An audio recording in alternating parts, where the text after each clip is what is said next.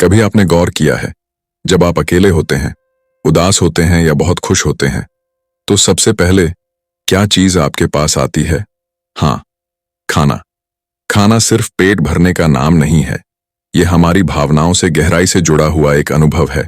हम कब खाते हैं, क्यों खाते हैं, कितना खाते हैं, ये सब केवल आदतें नहीं होती। ये हमारी सोच, बचपन के अनुभव, समाज के दबाव और अपने शरीर के साथ बनाए गए रिश्ते का हिस्सा होती हैं। इंट्यूटिव ईटिंग यानी अंतरात्मा की आवाज सुनकर खाना एक ऐसी क्रांति है जो डाइट कल्चर की बेड़ियां तोड़ती है। एवलिन ट्रिबोल ने इस किताब के जरिए हमें सिखाया है कि हम अपने शरीर पर भरोसा कैसे करें। हमें कोई डाइट चार्ट नहीं चाहिए, ना ही किसी ऐप का ट्रैकर। हमें चाहिए सिर्फ अपने भीतर की आवाज को सुनना, जो हमें बताती है कि कब भूख लगी है, कब पेट भर गया है और कब हम सिर्फ किसी भावना को दबाने के लिए खा रहे हैं। और ये सफर जहां से शुरू होता है वो है Hindi audio book channel.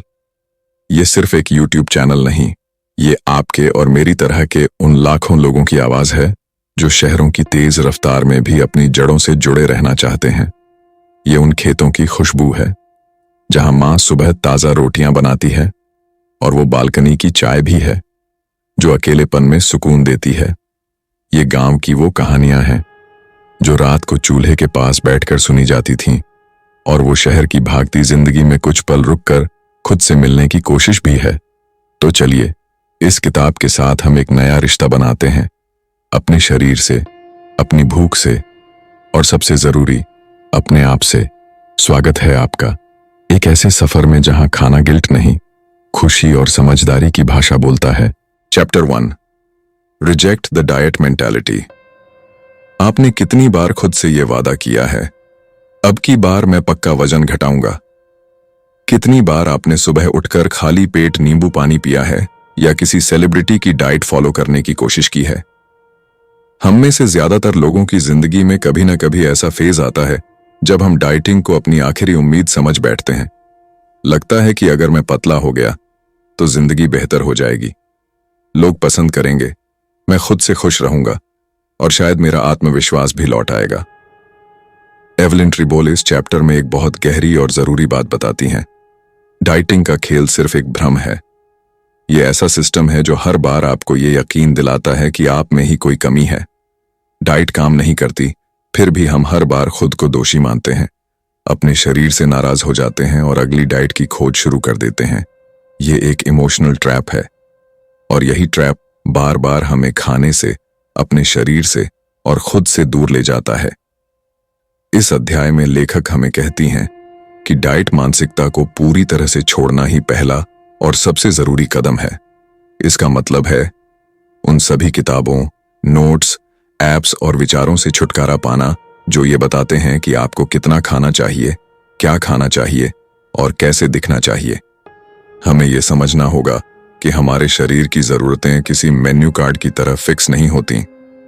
Evelyn ने बताया कि जब हम बार बार डाइट करते हैं तो हमारा शरीर सर्वाइवल मोड में चला जाता है, मेटाबॉलिज्म धीमा हो जाता है, हमें खाने की ज्यादा क्रेविंग होने लगती है और हमारे दिमाग में खाने को लेकर एक डर बैठ जाता है।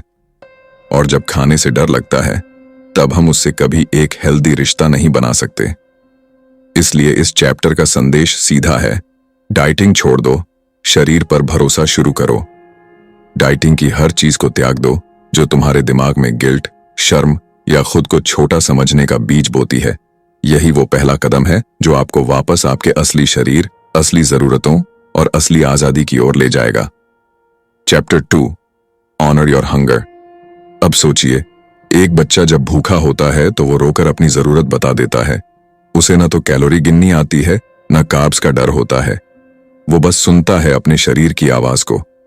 लेकिन जैसे जैसे हम बड़े होते हैं, हमें सिखाया जाता है, इतना मत खाओ, मोटे हो जाओगे, ये मत खाओ, व्रत है, भूख को कंट्रोल करो, तभी सफल बनोगे।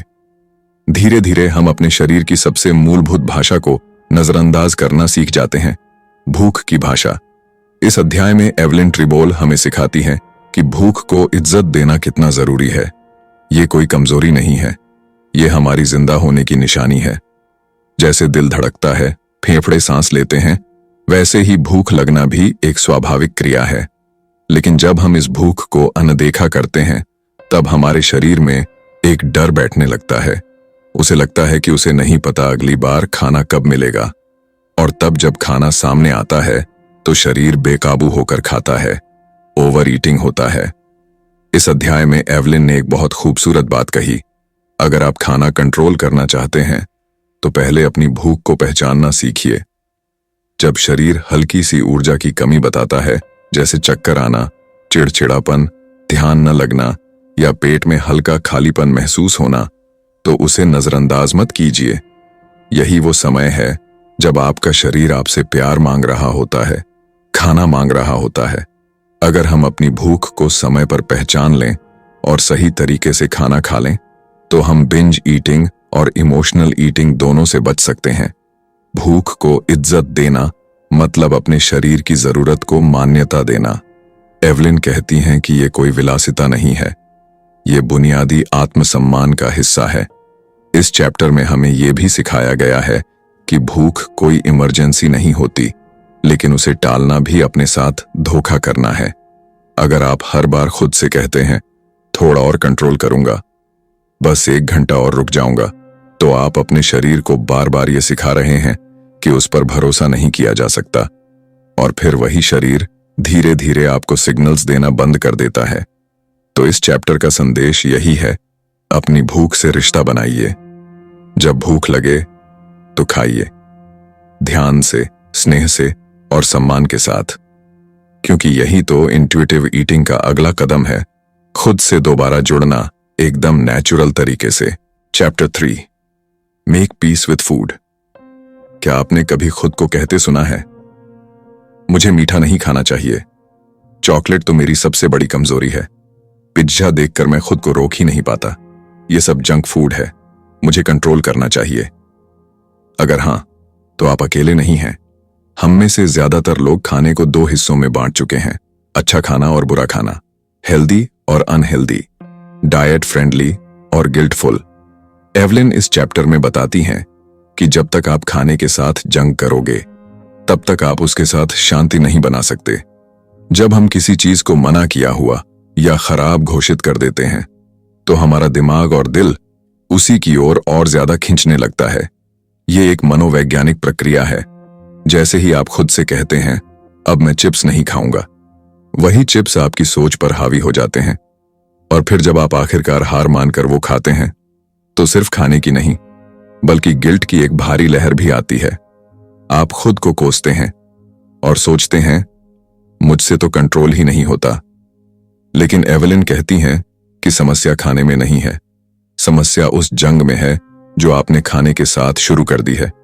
इस अध्याय का मुख्य संदेश है, खाने से शांति बना लो, किसी भी फूड को दुश्मन मत बनाओ।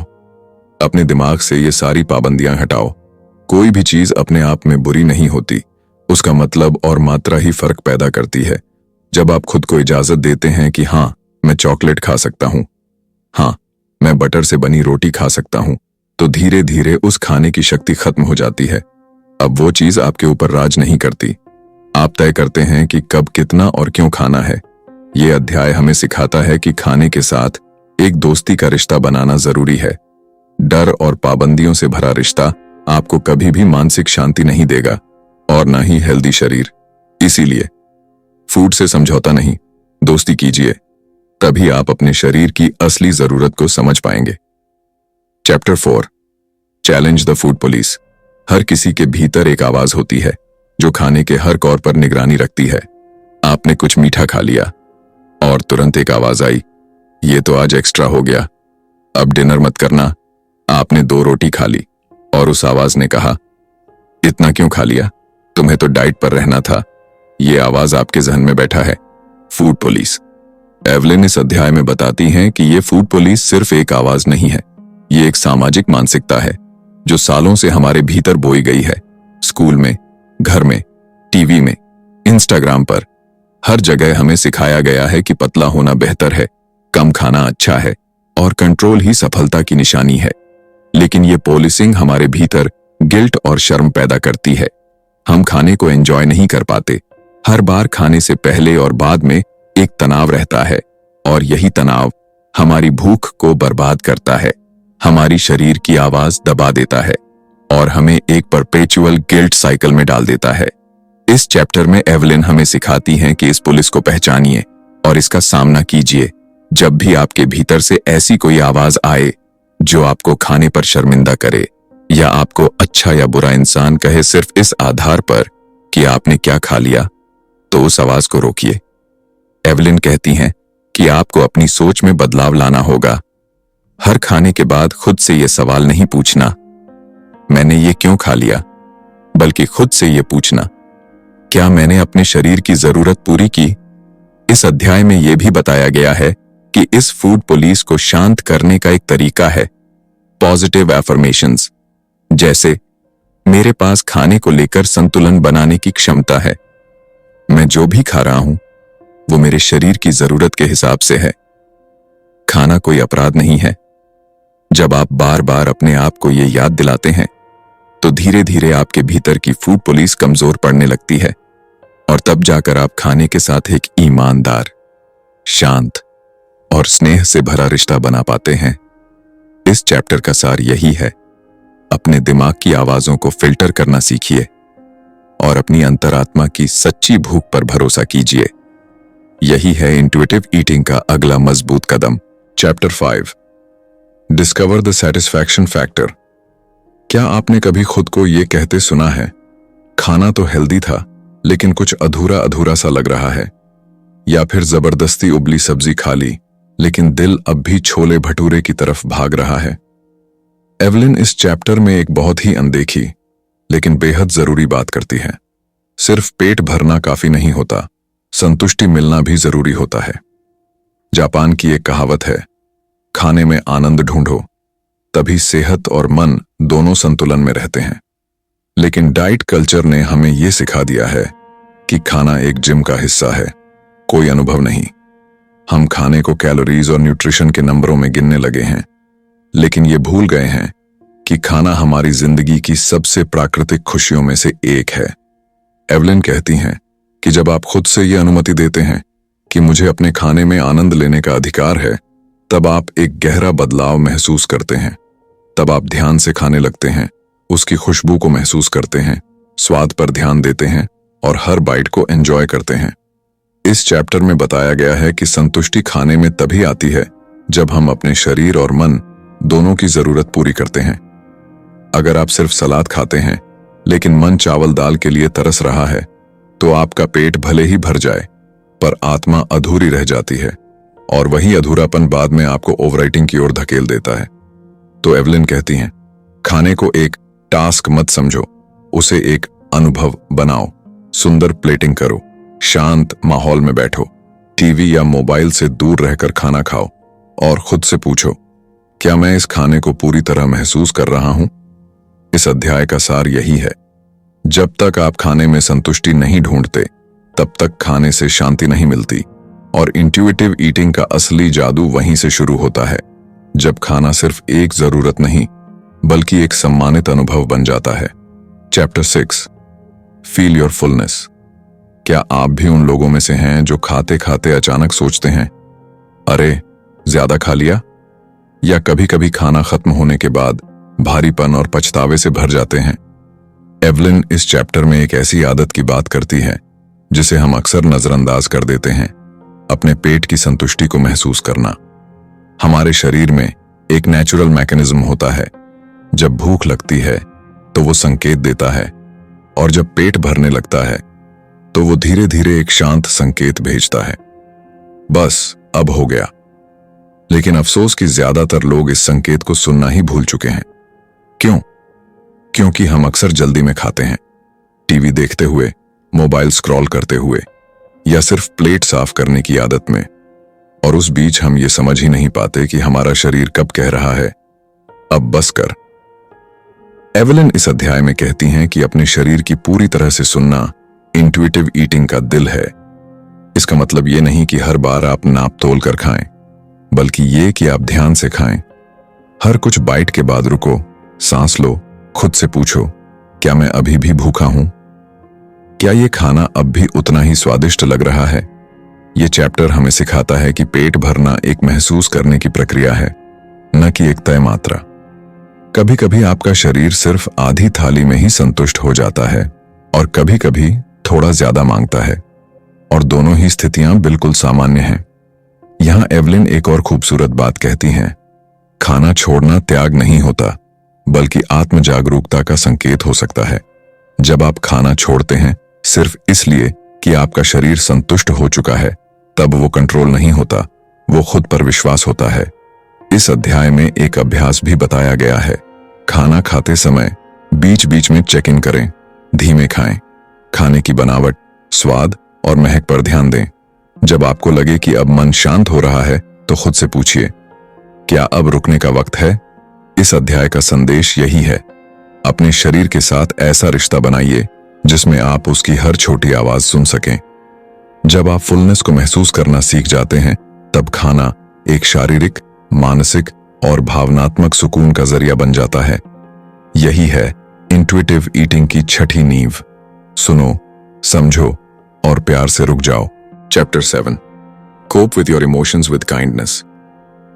क्या आपने कभी अकेलेपन में अचानक खुद को फ्रिज के सामने पाया है? क्या कभी स्ट्रेस या उदासी के वक्त आपको चॉकलेट, चिप्स या किसी पसंदीदा खाने की तलब लगी है? एवलिन इस चैप्टर में एक बेहद जरूरी और संवेदनशील पहलू को सामने लाती है, इमोशनल ईटिंग। हमारा जीवन सिर्फ भूख से नहीं चलता, बल्कि भावनाओं से भी बंधा होता है। जब हम खुश होते हैं तो जश्न में मिठाई खाते हैं, जब दुखी होते हैं तो दिल बहलाने के लिए कुछ कुरकुरे या मीठे की तलाश करते हैं। ये सब नॉर्मल है, लेकिन समस्या तब होती है जब खाना हमारी हर भावना का एकमात्र जवाब बन जाता है। एवलिन कहती हैं कि हमें यह समझना बहुत जरूरी है कि खाना हमारे इमोशंस को ठीक नहीं कर सकता। वह सिर्फ कुछ वक्त के लिए ध्यान भटका सकता है, लेकिन जब वो असर खत्म होता है तो हमारे इमोशन और गिल्ट दोनों वापस लौट आते हैं। इस चैप्टर में लेखक हमें 3 महत्वपूर्ण बातें सिखाती हैं।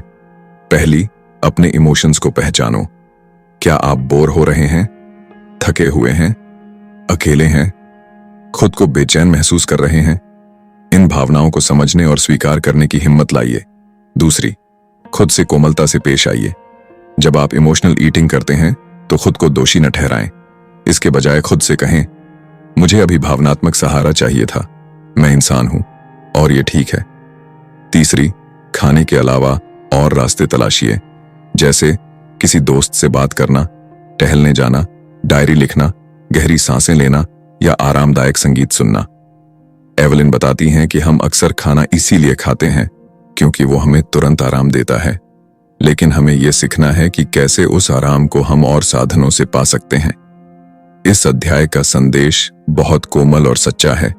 जब आप अपने इमोशंस को समझने लगते हैं, तब आप खाने से एक सच्चा रिश्ता बना पाते हैं, और जब आप खुद से सख्ती के बजाय दया से पेश आते हैं, तभी असली हीलिंग शुरू होती है। Chapter 8, respect your body. जब आप आईने में खुद को देखते हैं तो क्या आप मुस्कुराते हैं या खुद को जज करते हैं?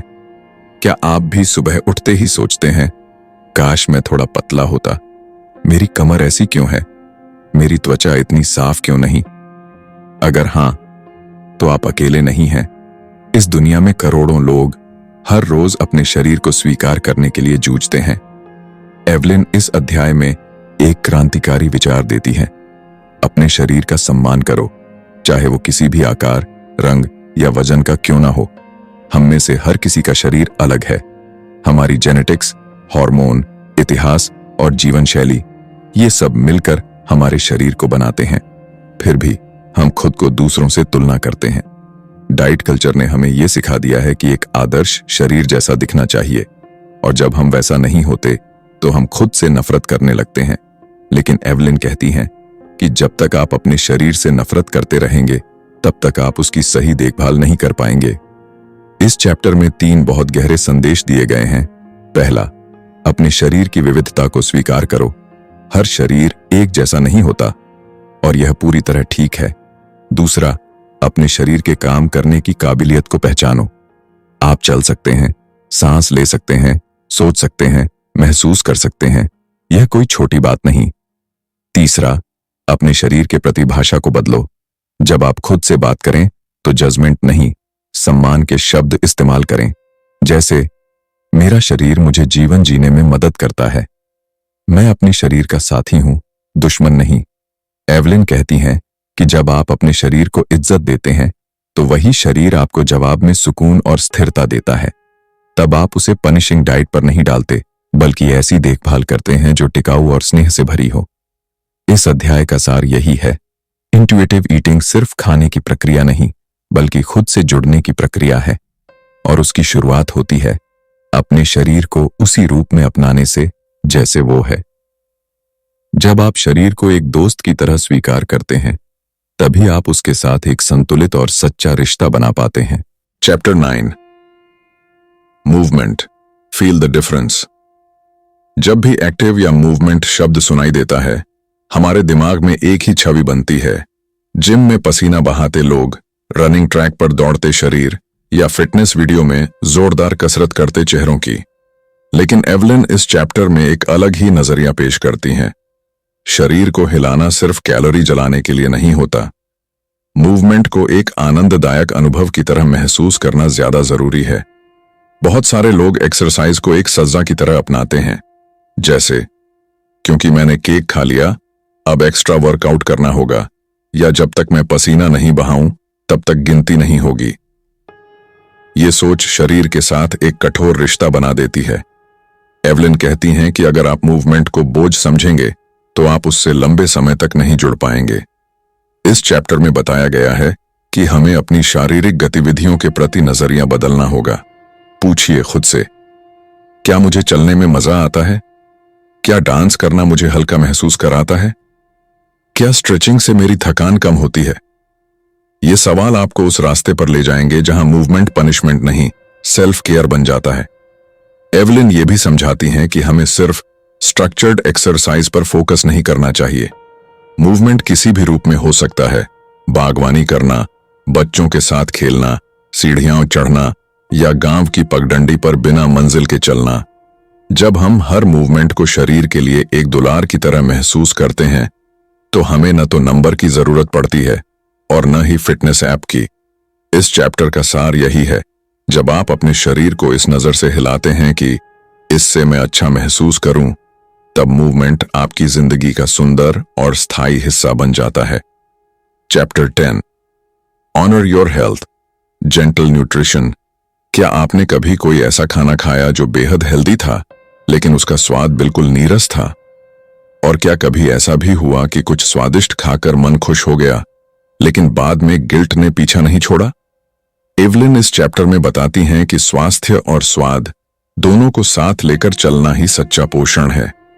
बहुत बार लोग इंट्यूटिव ईटिंग को गलत समझ लेते हैं।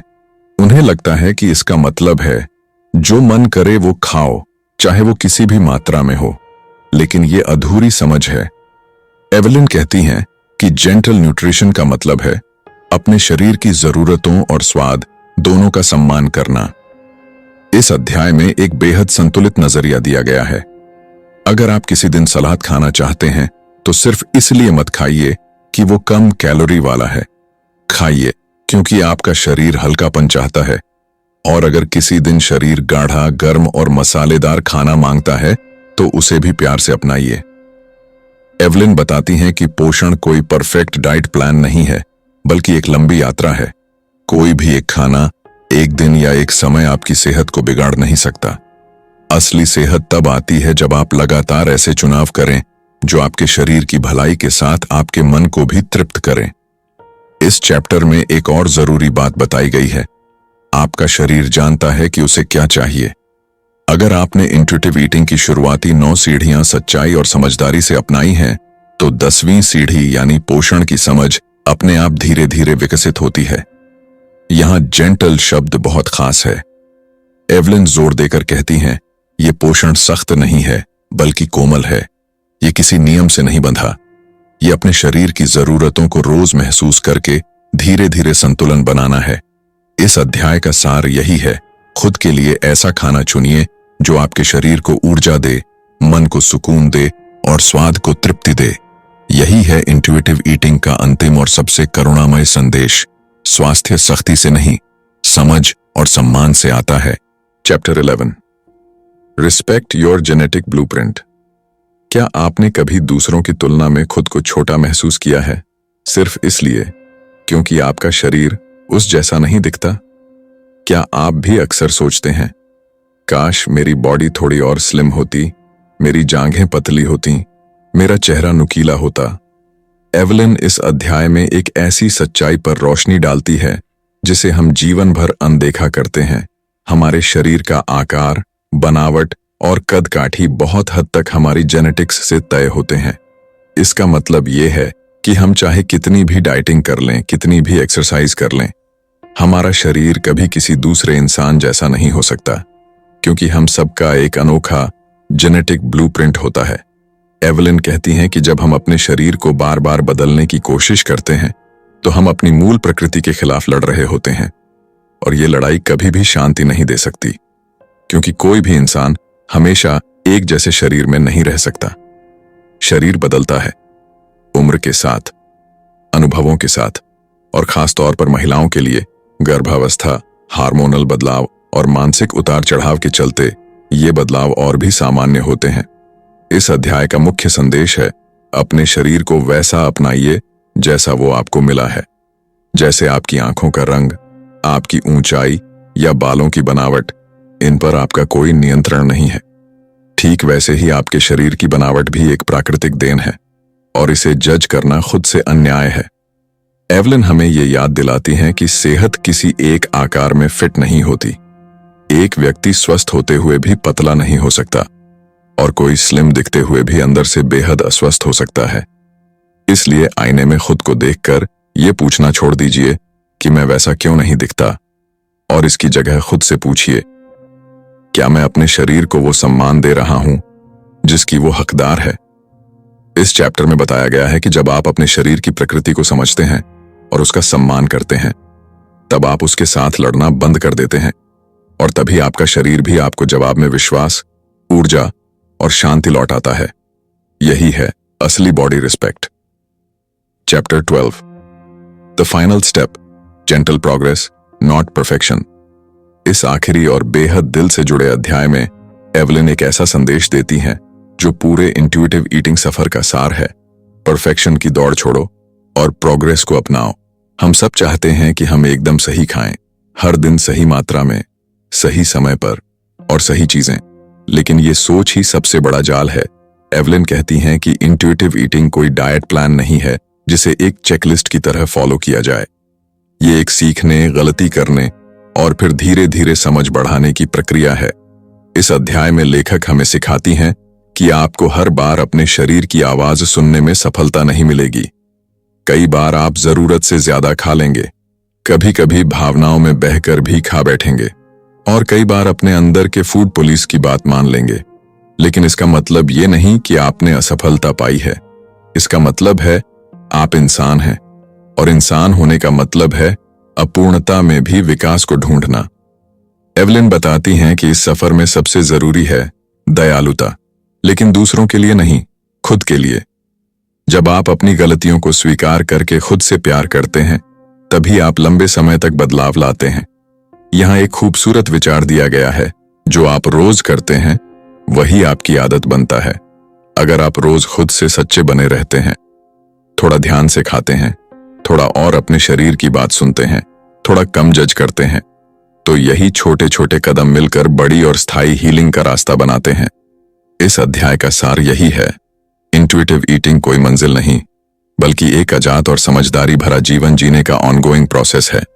इसका लक्ष्य परफेक्शन नहीं, बल्कि अवेयरनेस, कंपैशन और कनेक्शन है, खुद से, अपने शरीर से और अपने खाने से। इस सफर के अंत में एवलिन हमें यही सिखाती हैं, खुद को सुनो, खुद को समझो, और सबसे बढ़कर खुद को माफ करना सीखो। यही है इंट्यूटिव ईटिंग का असली उपहार, शरीर, मन और आत्मा के बीच एक भरोसे भरा संवाद। Chapter 13, raise your children to be intuitive eaters. क्या आपने कभी किसी छोटे बच्चे को देखा है कि कैसे वो भूख लगने पर रोता है और पेट भरने के बाद अपने आप खाना छोड़ देता है? वो न कैलोरी गिनता है, न खाने की मात्रा की चिंता करता है, उसे सिर्फ अपने शरीर की आवाज सुननी आती है। एवलिन इस अध्याय में एक बहुत ही कोमल और गहराई से जुड़ी हुई बात करती है। बच्चे जन्मजात इंट्यूटिव ईटर्स होते हैं, लेकिन समाज, परिवार और डाइट कल्चर उन्हें धीरे धीरे अपने शरीर से दूर करना सिखा देता है। कितनी बार आपने किसी बच्चे को यह कहते सुना है, पूरा खाओ, नहीं तो हेल्दी नहीं बनोगे। अगर सब्जी नहीं खाई तो मिठाई नहीं मिलेगी। तुम मोटे हो रहे हो, थोड़ा कम खाओ। ये बातें भले ही मासूम इरादे से कही जाती हों, लेकिन ये बच्चे के मन में ईटिंग शेम और गिल्ट की नींव रखती हैं। एवलिन कहती हैं कि अगर हम चाहते हैं कि अगली पीढ़ी एक स्वस्थ, आत्मविश्वासी और संतुलित जीवन जिए, तो हमें उन्हें इंट्यूटिव ईटिंग की आजादी बचपन से ही देनी होगी। इस अध्याय में कई गहरे सिद्धांत बताए गए हैं। बच्चों को अपनी भूख और तृप्ति को पहचानने की आजादी दीजिए। जब बच्चा कहे कि अब पेट भर गया है, तो उसे और न ठूंसिए। खाने को इनाम या सजा के तौर पर इस्तेमाल मत कीजिए, जैसे अगर होमवर्क करोगे तो चॉकलेट मिलेगी। इससे खाने का भावनात्मक जुड़ाव गड़बड़ा जाता है। हर तरह का खाना समान रूप से परोसिए। हेल्दी खाने को जबरदस्ती करने और ट्रीट्स को छुपाने से बच्चे में जिज्ञासा और क्रेविंग बढ़ती है। एवलिन इस बात पर जोर देती हैं कि माता पिता की भूमिका सिर्फ भोजन परोसने तक सीमित नहीं है। वे एक इमोशनल एनवायरनमेंट बनाते हैं जिसमें बच्चा खाने को लेकर खुद से जुड़ना सीखता है। यह अध्याय हमें यह भी सिखाता है कि हमें बच्चों के शरीर पर कभी टिप्पणी नहीं करनी चाहिए। तुम मोटे हो रहे हो, तुम्हारी बहन कितनी पतली है। ये सब बातें बच्चों के मन में बॉडी शेम और कंपैरिजन की गहराई से भर जाती हैं, जो पूरी जिंदगी उनका पीछा करती हैं। इस अध्याय का भाव यही है, अगर हम बच्चों को आत्मविश्वास और शरीर के साथ सच्चे रिश्ते में बड़ा होते देखना चाहते हैं, तो हमें उनके खाने के अधिकार और शरीर की समझ का सम्मान करना होगा। Chapter 14, the science behind intuitive eating. इस अध्याय में एवलिन और इलिस उन सभी लोगों के लिए जवाब लेकर आती हैं जो यह सवाल करते हैं, क्या इंट्यूटिव ईटिंग सच में काम करता है? क्या इसके पीछे कोई साइंस है या यह सिर्फ एक फील गुड आइडिया है? और जवाब बहुत साफ है, हां, इसके पीछे गहरी वैज्ञानिक रिसर्च मौजूद है। यह अध्याय उन स्टडीज और रिसर्च डेटा पर आधारित है जो यह साबित करते हैं कि इंट्यूटिव ईटर्स यानी वे लोग जो अपने शरीर की भूख, संतुष्टि, मूवमेंट और पोषण की नेचुरल समझ पर भरोसा करते हैं, वे ज्यादा हेल्दी, मानसिक रूप से संतुलित और बेहतर लाइफस्टाइल जीते हैं। एक प्रमुख रिसर्च के अनुसार इंट्यूटिव ईटर्स का बीएमआई यानी बॉडी मास इंडेक्स लंबे समय में ज्यादा स्थिर और हेल्दी पाया गया, जबकि डाइटिंग करने वालों में बार बार वजन घटाने और बढ़ने का सिलसिला देखा गया, जिसे वेट साइकिलिंग कहते हैं, और यह हानिकारक है। दूसरी स्टडीज बताती हैं कि इंट्यूटिव ईटर्स में बिंज ईटिंग, इमोशनल ईटिंग और बॉडी डिससैटिस्फैक्शन की दर बहुत कम होती है। साथ ही उनके मानसिक स्वास्थ्य, सेल्फ एस्टीम और लाइफ सेटिस्फैक्शन के स्तर ज्यादा बेहतर पाए गए हैं। एवलिन इस अध्याय में यह भी बताती हैं कि हमारा शरीर एक बायोलॉजिकल सिस्टम है जो खुद को रेगुलेट कर सकता है, लेकिन जब हम उस पर डाइटिंग, फूड रूल्स और सेल्फ शेमिंग का दबाव डालते हैं, तब वह सिस्टम बिगड़ जाता है। इस अध्याय में वैज्ञानिक नजरिए से समझाया गया है कि कैसे घरेलू डाइट कल्चर और मीडिया द्वारा बनाए गए ब्यूटी स्टैंडर्ड्स ने हमारी सोच को बिगाड़ दिया है, और कैसे इंट्यूटिव ईटिंग इन गहराई में बैठे कंडीशनिंग को चुनौती देता है। इस अध्याय का सार यही है, इंट्यूटिव ईटिंग सिर्फ एक भावनात्मक या दार्शनिक विचार नहीं है, यह एक एविडेंस बेस्ड, साइकोलॉजिकली साउंड और फिजियोलॉजिकली बैलेंस्ड तरीका है जो आपके शरीर और मन दोनों को बराबर सम्मान देता है। एवलिन ये संदेश देती हैं, अगर आप भरोसे के साथ आगे बढ़ते हैं तो ये रास्ता आपको जिंदगी की सबसे बड़ी आजादी देता है, बिना डर, गिल्ट और शर्म के जीने की आजादी। Chapter 15, from insight to action, healing the dieting mindset. क्या आपने कभी खुद से ये कहा है, कल से डाइट शुरू करूंगा, आज आखिरी बार खाना खा रहा हूं, या मैं खुद पर काबू नहीं रख पाया, मैं बहुत कमजोर हूं। ये वाक्य सिर्फ खाने के नहीं बल्कि एक गहरे डाइटिंग माइंडसेट के उदाहरण हैं जो हमें हर बार शर्म, गिल्ट और असफलता का एहसास कराते हैं। एवलिन इस अध्याय में बताती हैं कि इंट्यूटिव ईटिंग की यात्रा में सिर्फ शरीर को नहीं बल्कि अपने दिमाग और सोच को भी हील करना पड़ता है। डाइटिंग सिर्फ खाना सीमित करने की प्रक्रिया नहीं है, यह एक मनोवैज्ञानिक हालत है जिसमें इंसान खुद को कंट्रोल करने, दूसरों जैसा दिखने और खुद को काबिल साबित करने की कोशिश में उलझा रहता है। एवलिन कहती हैं कि इस सोच को पहचानना और चुनौती देना जरूरी है। इस अध्याय में कुछ बेहद जरूरी मानसिक बदलावों की बात की गई है। डाइट मेंटालिटी की पहचान करें, जैसे खाना खाने के बाद पछतावा होना, वजन को केंद्र में रखकर सोचते रहना, खाने को अच्छा या बुरा की श्रेणी में बांटना। सेल्फ टॉक को बदलें, अपने मन की आवाज पर ध्यान दें। जब वह कहे तुमने ज्यादा खा लिया, अब तुम्हें सजा मिलनी चाहिए, तो आप उसे जवाब दें, नहीं, मेरा शरीर जरूरतमंद था, मैं खुद से कोमलता से पेश आऊंगा। ईटिंग को एक भावनात्मक मुक्ति बनाएं। एवलिन कहती हैं कि खाना सिर्फ पेट भरने का नहीं बल्कि आत्मसम्मान का माध्यम भी है। जब आप गिल्ट फ्री होकर खाते हैं तो आपकी बॉडी और माइंड दोनों हीलिंग की प्रक्रिया में प्रवेश करते हैं। इस अध्याय में एक और सुंदर बात कही गई है, हीलिंग कोई सीधा रास्ता नहीं है, ये एक सर्पिल है। कभी आप ऊपर होंगे, कभी नीचे, लेकिन हर मोड़ पर आप और गहराई से खुद को जानने लगेंगे। इसका सार है, इनसाइट तभी असली बदलाव लाता है जब वह एक्शन में बदले, और एक्शन तभी टिकता है जब उसके पीछे कंपैशन हो।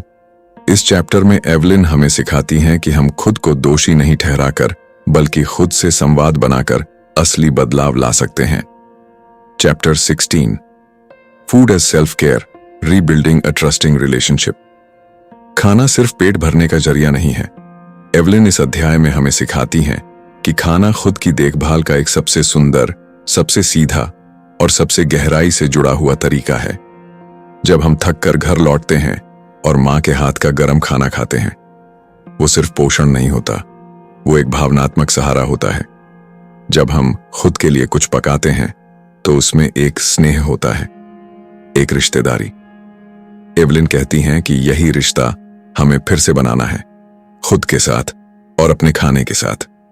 डाइट कल्चर ने हमें यह सिखा दिया है कि खाना एक दुश्मन है, हम जो भी खाएं उसका हमें पछतावा होना चाहिए। लेकिन इंट्यूटिव ईटिंग कहती है, खाने को दोष मत दो, बल्कि यह समझो कि आप कैसे खा रहे हो, क्यों खा रहे हो, और क्या आप खुद के शरीर की जरूरत को महसूस कर पा रहे हो। इस अध्याय में एक खूबसूरत रूपक सामने आता है। जिस तरह एक माँ अपने बच्चे को प्रेम से खाना खिलाती है, वैसे ही हमें भी खुद को वैसी ही देखभाल देने की जरूरत है। कुछ जरूरी बातें जो इस अध्याय में बताई गई हैं, खाना बनाना, परोसना और खाना, यह सब सेल्फ केयर के रिचुअल हैं। अगर आप जल्दबाजी में, खड़े खड़े या गिल्ट में खा रहे हैं तो ये आपके शरीर को वो सुकून नहीं देगा जो उसका अधिकार है। अपने खाने को सजाएं, उसे समय दें और ध्यान से खाएं।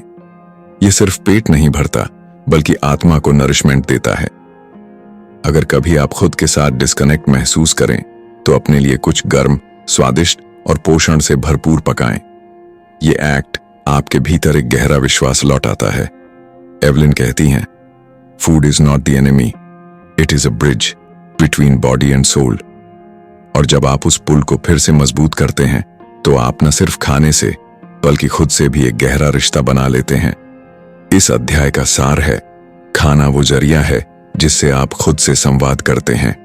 जब आप खाना प्रेम, सम्मान और ध्यान से खाते हैं, तब आप अपने शरीर को सिर्फ न्यूट्रिशन नहीं बल्कि सुरक्षा और अपनापन भी देते हैं।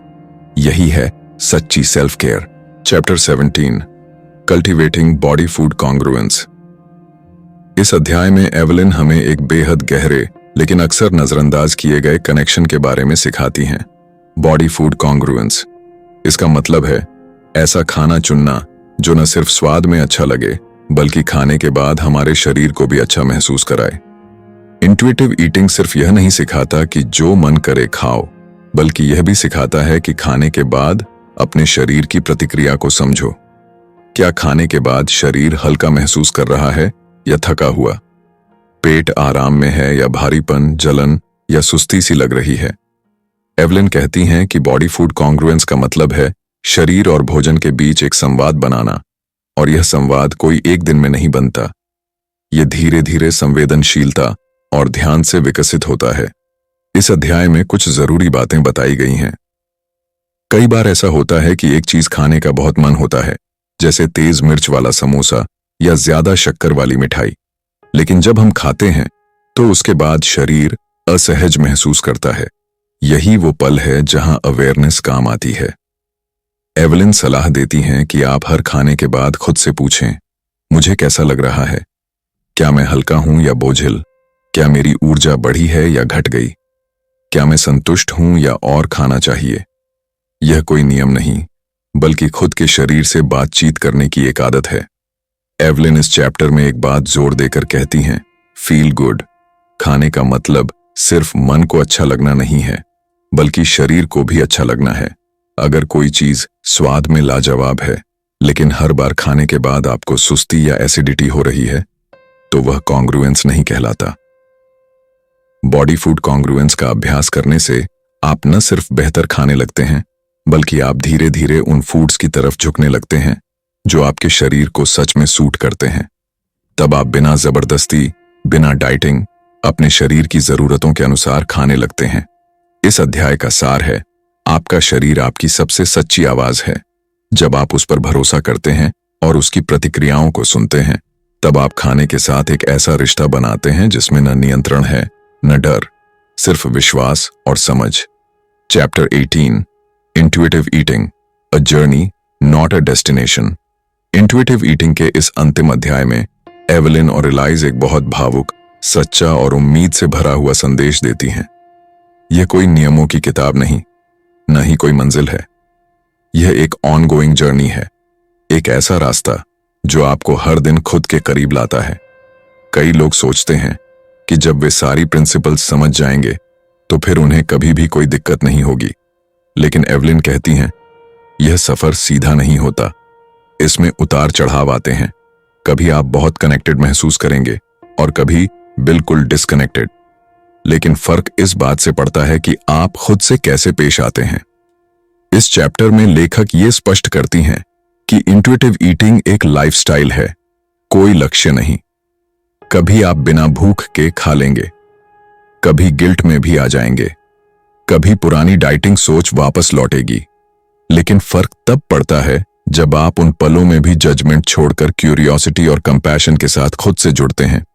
एवलिन कहती हैं, जब आप खाने को लेकर खुद से जुड़ जाते हैं, तब आप सिर्फ भोजन नहीं, जीवन को भी सहजता से जीना सीख जाते हैं, क्योंकि इंट्यूटिव ईटिंग आपको सिखाता है अपने शरीर की बात सुनना, अपनी भावनाओं को पहचानना, खुद से प्यार करना, बिना शर्त, संतुलन को समझना, न कि चरम सीमाओं को अपनाना। अंत में यह अध्याय यही कहता है, यह किताब खत्म हो सकती है, लेकिन आपकी यात्रा अभी जारी है। हर बार जब आप खुद की जरूरतों को प्राथमिकता देते हैं, हर बार जब आप गिल्ट को छोड़कर स्वाद का आनंद लेते हैं, हर बार जब आप अपने शरीर को समझने की कोशिश करते हैं, तब आप इस यात्रा पर एक कदम और आगे बढ़ते हैं। इंट्यूटिव ईटिंग कोई डाइट नहीं, यह एक भरोसे का रिश्ता है खुद के साथ, और जब आप इस रिश्ते को अपनाते हैं, तब आप आजाद हो जाते हैं, खाने से नहीं, बल्कि खाने के डर से। यही इस पूरी किताब का सबसे बड़ा उपहार है। तो साथियों, ये थी इंट्यूटिव ईटिंग किताब की पूरी यात्रा। एक ऐसी यात्रा जो हमारे खाने के तरीके से शुरू होकर हमारे सोचने, महसूस करने और खुद से जुड़ने के ढंग तक पहुंचती है। इस किताब ने हमें यह समझाया कि खाना सिर्फ स्वाद या पोषण का मामला नहीं है, बल्कि आत्मसम्मान, समझदारी और अपनापन का भी हिस्सा है। हमारे देश में चाहे आप किसी छोटे गांव के मिट्टी से सने आंगन में बैठकर खाने का आनंद लेते हों, या किसी बड़े शहर की भागदौड़ में 2 मिनट निकालकर रोटी खाते हों, खाना हमारे जीवन का हिस्सा नहीं, आत्मा का हिस्सा है। हमारा हिंदी ऑडियो बुक चैनल भी कुछ ऐसा ही प्रयास है। आपके शहर की चहल पहल से लेकर गांव की ठंडी छांव तक हर दिल को जोड़ने वाला। हम चाहते हैं कि जब आप इन कहानियों, किताबों और आवाजों को सुने, तो ऐसा लगे जैसे कोई अपना एक पुराना दोस्त, एक समझदार बड़ा भाई या कोई करीबी पड़ोसी आपके पास बैठकर ये बातें कर रहा हो। हमारा मकसद सिर्फ किताबें सुनाना नहीं है, बल्कि उस सुकून को लौटाना है जो कभी दादी की कहानियों में खेतों की मिट्टी में या किसी छोटी सी चाय की दुकान पर मिल जाया करता था। अगर आपको इस सफर ने कुछ भी सिखाया है, खुद से थोड़ी दया, खाने से थोड़ी आजादी या जीवन को थोड़ा और अपनाने की चाह, तो इस चैनल का मकसद पूरा हो गया। हम फिर मिलेंगे एक नई किताब, एक नई सोच और एक नए एहसास के साथ। तब तक अपना ख्याल रखिए, अपने शरीर की सुनिए और जिंदगी को पूरी तरह से अपनाइए, क्योंकि आप इसके हकदार हैं। ये था हिंदी ऑडियो बुक चैनल, आपकी अपनी जुबान, अपने लोग और अपने जज्बातों की आवाज।